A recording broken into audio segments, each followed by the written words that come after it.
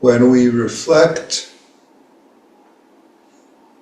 on what brings us to doing this strange thing called practice, strange in the sense of it's most ordinary and sitting, walking, most ordinary, and not at all ordinary, just sitting upright, still. To pick one aspect of practice, we can reflect back not just on our own life, but on the old tradition. If we reflect on the traditional stories of the Shakyamuni Buddha, before he was Shakyamuni, before he was Buddha, he was Siddhartha, and he lived a life of luxury, comparatively. We might not think of it that way now, but he was a prince in a small, call it city-state, and he lived a guarded life inside a palace compound. He had food, protection, jewels,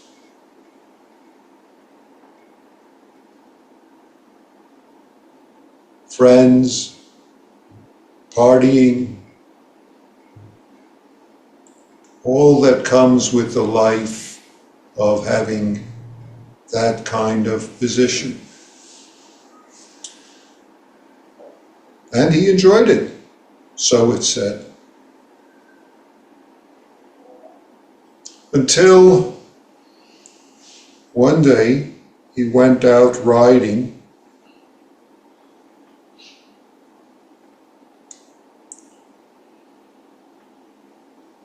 and he left the guarded compound where he had grown up and went through the city. And as he was going through the city, he came upon several things that he had not seen before. There's different versions. Some have it happening all at once. Some have it happening several times. But first he came upon someone who was sick and suffering in the streets.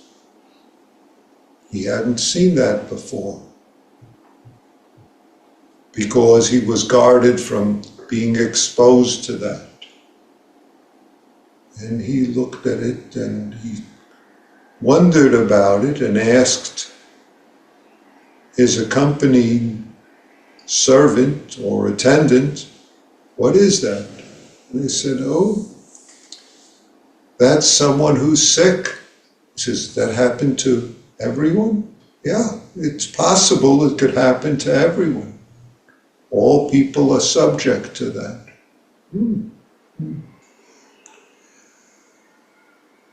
He went riding another time, and he came upon an old person, weak, decrepit, seeming suffering. And he asked again, "Oh, what's that?" "Oh, that's someone who's very old." Old, what's that? Well, that's what happens as people age. They lose their abilities. And does that happen to everyone? And he was told, yes, that happens to everyone.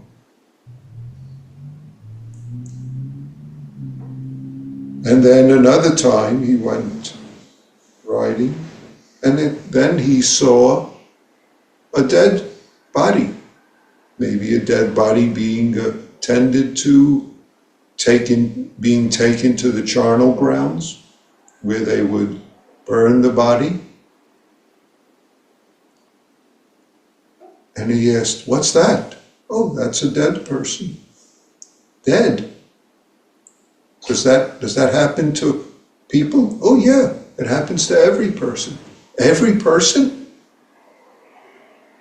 "Yeah."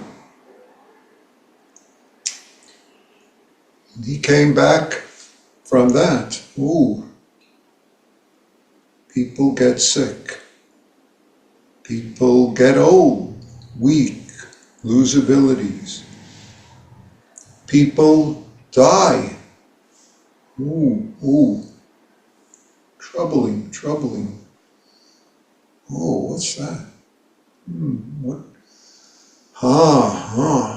So goes out riding another time, and he comes upon someone who's doing some form of meditation practice.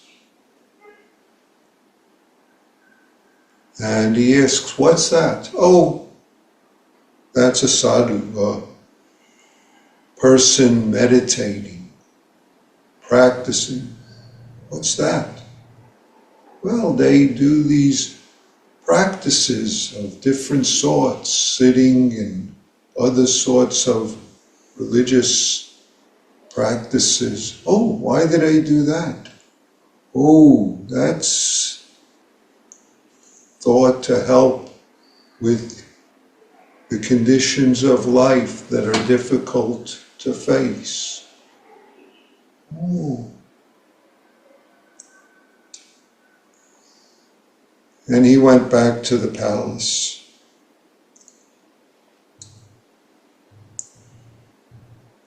He reflected on these things. Now, he was a young prince, had been married for a while. Said there were also lots of courtesans in the household. He had a young child. Different forms of this story exist in different texts. But he was still very troubled by what he had seen, and also very interested in this supposed way to deal with these troubles, called some practice, meditation, whatever they called it, different forms. And he reflected on this for a while, and then decided that he was troubled enough by sickness, old age, death, troubled to such extreme that he was going to abandon his life of luxury, his life with a wife and a child, and explore further this thing called meditation or practice or religious life.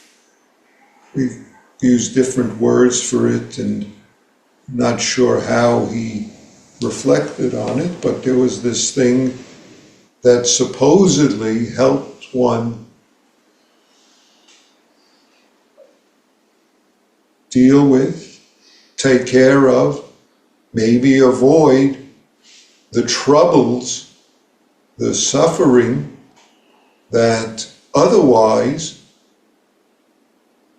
you'd face from illness, from aging, from death, even from death of loved ones. So that's why he began his exploration that led to his practice, his awakening, and his teaching. And if we look further, we could see throughout the Buddhist tradition, as well as other traditions, and specifically in the Zen tradition, there's many times where other people, when they are confronted by different forms of troubling circumstances, external ones, internal ones, they come to practice as a way to help them resolve, clarify these circumstances of life that seem overwhelming and otherwise so troubling that it makes life itself suffering. We know several examples that are easy to cite. There is an example from the Shakyamuni Buddha's lifetime there's several examples, but one particular one is of a young woman who had given birth to a child, and a short period of time later the child died. The infant died, very young infant.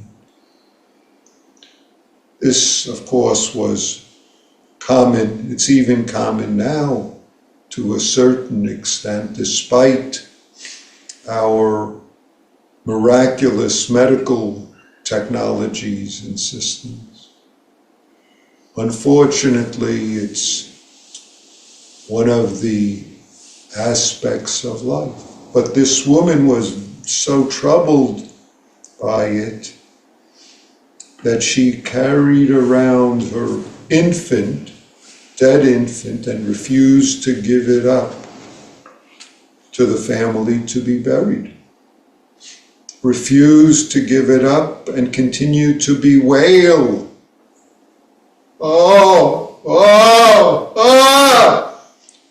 And disturbed all her family life. Her relatives couldn't live with her, or couldn't have her live with them. And she was always bothering them. Help me to resurrect my child. Help me. And she would trouble, bother, pester, attack all the neighbors. Help me, do something. Finally, someone thought, we have a way to get rid of her and maybe cause trouble for that guy there. That guy being the Buddha. They told her, there's this guy over several villages who claims that he could bring back an infant from death. Is there? Oh yeah, I'm going to go see him. Of course, the Buddha never claimed any such thing, but nevertheless. So she ran to where she heard that the Buddha was, and he was giving a lecture, and she came up and, help me. She was suffering, real suffering. And despite the fact people tried to keep her away, the Buddha said, okay, let her come up. And she came to the Buddha and said, help me, I've heard you can bring my child back to life. He said, oh, is that so? Oh. And she said, yes, my child is dead, and I've been told that you could bring him back to life. Well, the Buddha said, oh, okay. but there's one thing you have to bring me. And he said, what's that?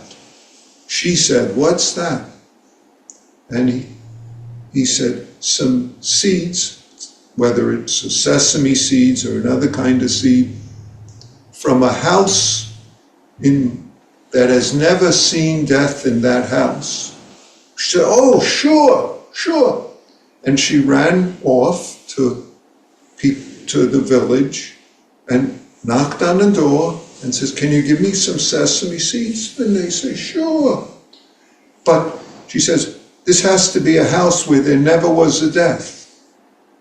And the family said, well, our grandfather died here. Oh, no. So she went to the next house. Can you give me some sesame seeds? Yes. But this has to be a house where no one has ever died. Well, they said, my daughter died. Not here. And she went to house after house in the village, and every house was glad to give her sesame seeds, but said that my cousin died, my brother died. So she exhausted one village, she went to the next village, and then she went to the next village. And finally she came back to the Buddha and said to him, I've gone to all these villages, and everyone could only give me sesame seeds from a household where people had died. There were no houses where no one has ever died. And she said, I realized that all of us are going to die, whether as an infant or as a child or as an adult. And and the Buddha said, yes, so I've relieved your suffering. And it said that this woman became a disciple of the Buddha after burying or taking care of the infant's corpse, and studied with the Buddha, and she became a disciple, and there are a number of poems attributed to her in a collection of poems of early disciples of the Buddha, male disciples and female disciples. So she's among the female disciples, and you could find these texts. There are many other examples. One which most of you are familiar with is the case of the second ancestor in Zen, Huike, who comes to the Buddha, comes to Bodhidharma and stands in the snow and says, Master, please teach me. He says, you're too weak. You can't learn from me. He says, no, please teach me. My mind is not at peace. Please teach me. My mind is not at peace. The rest of that case is for another time. But my mind is not at peace. My heart is not at peace. My life is not at peace. My circumstances are troubling. That's when we come to practice in some ways. Or that's when we continue practice in some ways. Because there are some aspects of our life functioning where we're not at peace. We're not able to be okay with the life as it is. Look, reflect for yourself on what brought you to practice. No need to tell me anything, but reflect for yourself. I've talked about myself not at peace, which brought me to practice. No point in repeating it here. However, I will bring up a case from the Blue Cliff record, Hekigan Roku or Baienlu, if you excuse my poor Chinese. It's case 43. It's known as Tongshan's cold and heat, or Tozan's cold and heat. The basic case goes, a monk asked Tozan, cold and heat come, how can we avoid them? Actually, how can I avoid them? But you can phrase it we, so I'm not just asking about myself. Tozan said, why don't you go to the place where there is neither cold nor heat? The monk asked, what is the place where there is neither cold nor heat? Tozan said, when it's cold, kill yourself with cold. When it's hot, kill yourself with heat. When it's cold, kill yourself. And another way to phrase the monk's question is, cold and heat appear. How can we avoid them? How can I get away from them? So, why don't you go to the place where there is neither cold nor heat? In a way, it sounds perfect. Especially for us in this cold winter day. We have an easy place. We come indoors with the snow outside, it's in the 20s, but we've got it warm in here. But you have to remember that this question is asked in the 8th, 9th century in China, where they didn't have heated buildings, or not very much. Obviously, this monk is saying it's cold or hot, or maybe he's not. Maybe he's asking about all sorts of cold and heat, turmoil in his life. How can I avoid them? Tozan says, go to the place where there's neither cold nor heat.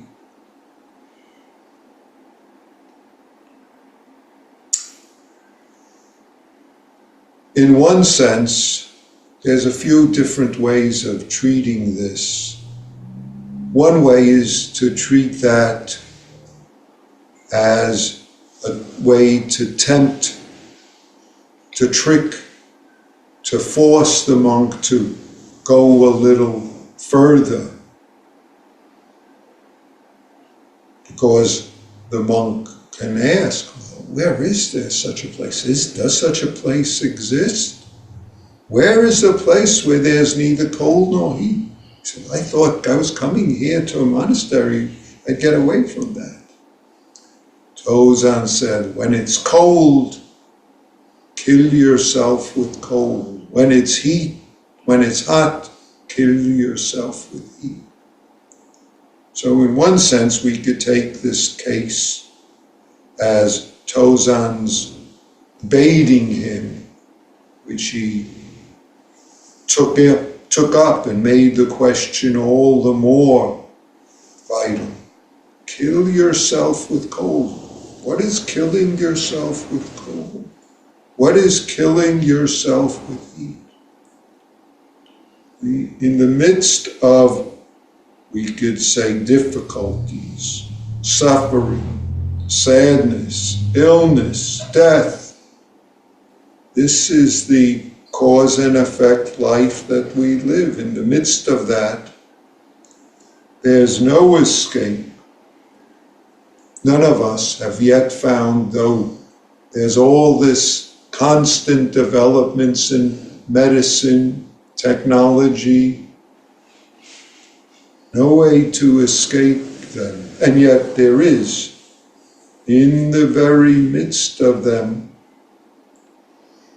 we can find so-called seeming escape by entering into them, entering into being.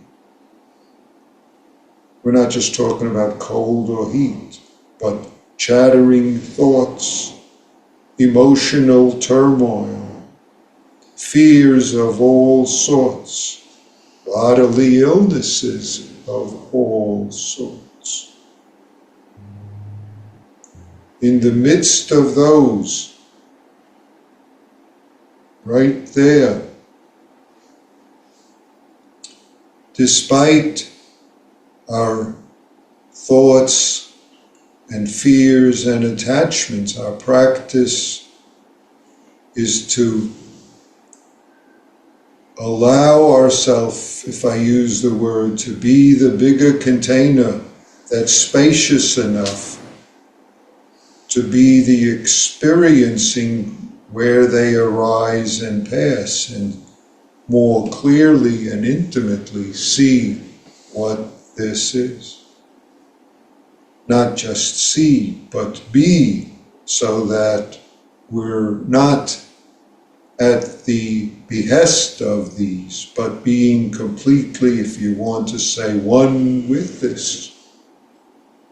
We could see that this exactly is to go beyond the suffering of it. This exactly being in these conditions is to be free of conditions. Bring me your mind, says Bodhidharma, and I'll put it at rest. Bring me the source, S-O-U-R-C-E, as opposed to sauce that my New York accent says, S-A-U-C-E. Bring me the source of your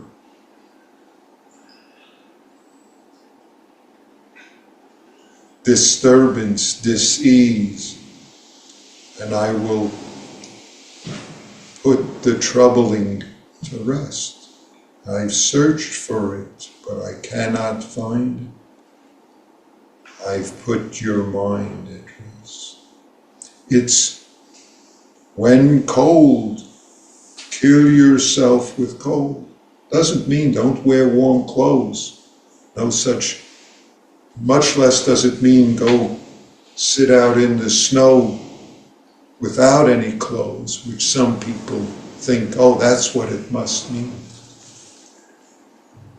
When it's hot, kill yourself, kill your self ideas and stories and beliefs and reactions. Not kill in the visceral sense, though that kind of stupidity sometimes exists. Torture yourself till you've killed yourself. Just the opposite. It's be willing, embody this circumstance, cold, heat, chattering mind, emotional reactions, grief. Embody it in the midst of the circumstance of life that you are, with the capacity to see it in the container, as Joko liked the phrase, the bigger container of this experience that we are, called alive. Then, alive, dead, don't say, just be this. Kill yourself with cold. A slightly different way to look at this case is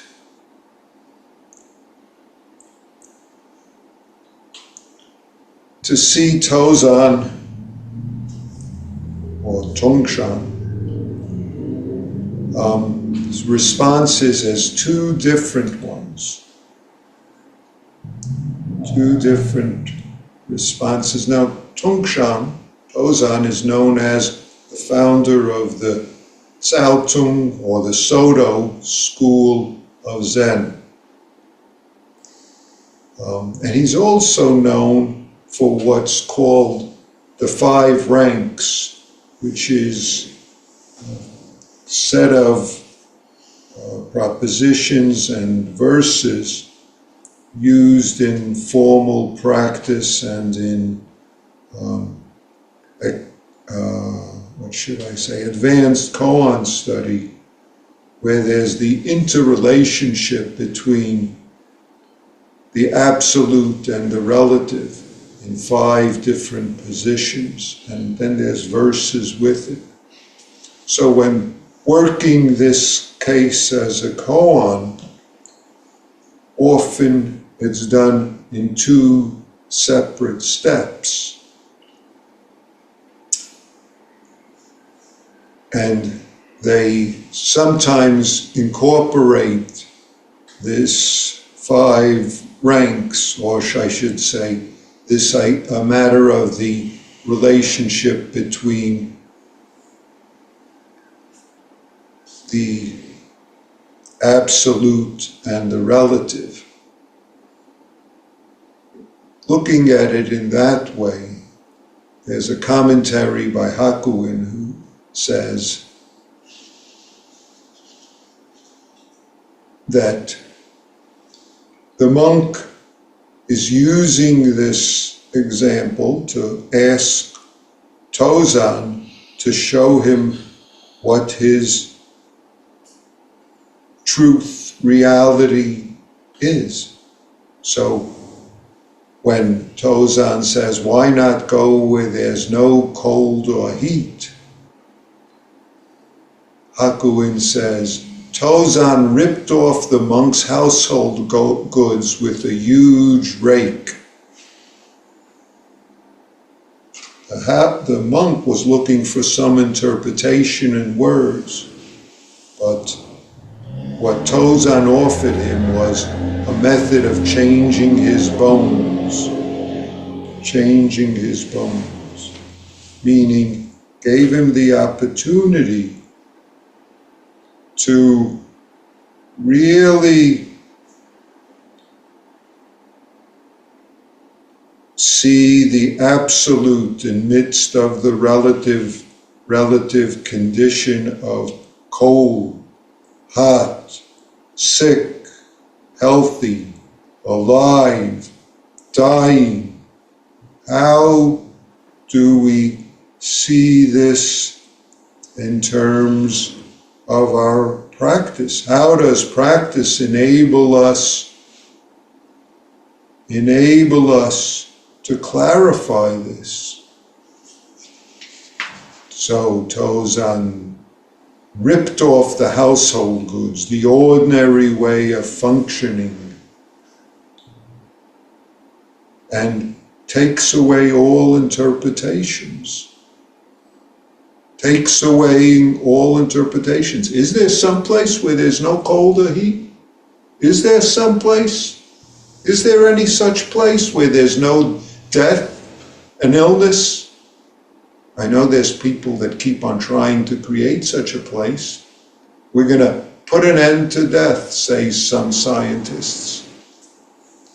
Put an end to illness. And of course, that's, to mix metaphors, the Holy Grail for some scientists. But we haven't seen it yet. Keep on seeing those who say, well, we're getting closer. And yet, despite getting closer, we get all sorts of death, illness, COVID, other kinds of epidemics, viruses. The closer we get, the worse some plagues seem. But go where there is no cold or heat. That is exactly the practice of be this absolute, no cold, no heat, in the midst of continuous changing relative circumstance. If you want to say in a different way, be this emptiness in the midst of the form. What is emptiness in the midst of the form? That's the practice of Zazen. That's what we're doing. The absolute in the midst of the relative. Not different than the relative as it is. In fact, the monk isn't so stupid. How is it where there's no cold, no heat? Where is this place? So he's not so stupid. And Tozan responds to him, when it's cold, it kills you with cold. When it's hot, it kills you with heat. Hakuin's comment on that, it's a pearl that lights up the night, presented along with a tray and all. A tray and all is, there's a Chinese and Japanese and probably Korean also imagery of a tray on which there are pearls. So it's presenting the pearl on the tray and all. When it's cold, it kills you with cold. When it's hot, it kills you with heat. It's said, some forms of koan practice, these are treated as two separate, and the first, as I said, is treated as the absolute within the relative. No room for the relative, if I say it another way. It's just endless.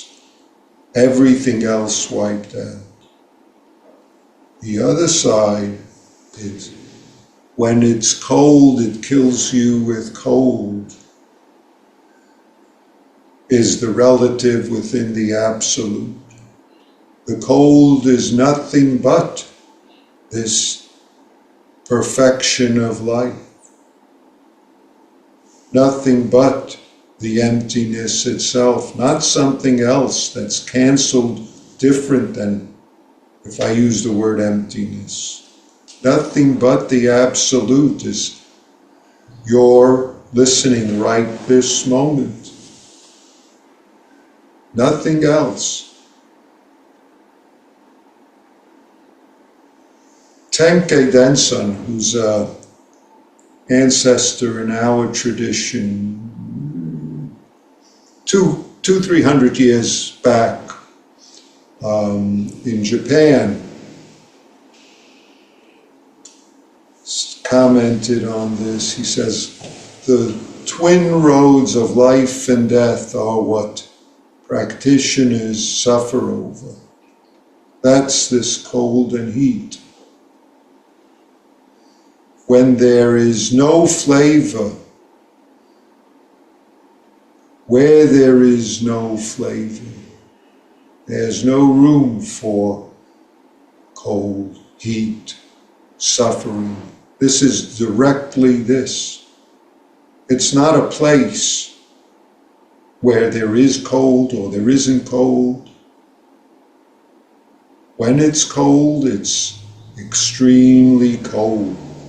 When it's hot, it's extremely hot. Are you cold or hot? Is there anything there at all? Is there nothing there? Get a grip and find out. Get a grip and find out. And that's exactly where this comes to. Get a grip.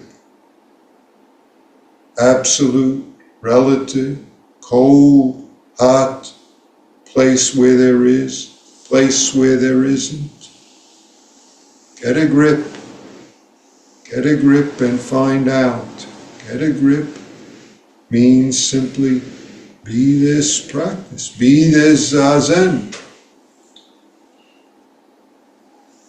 Be this, give yourself away to even to the seemingly suffering. It's only in the midst of the suffering, or call it reaction, upset, in the midst of this experiencing beyond our story about it, which keeps us from it, which keeps us complaining about it, right there is the, if we want to say, the escape. Right there is in the midst of cause and effect. Right there is how we take care of it. No other way. Thank you.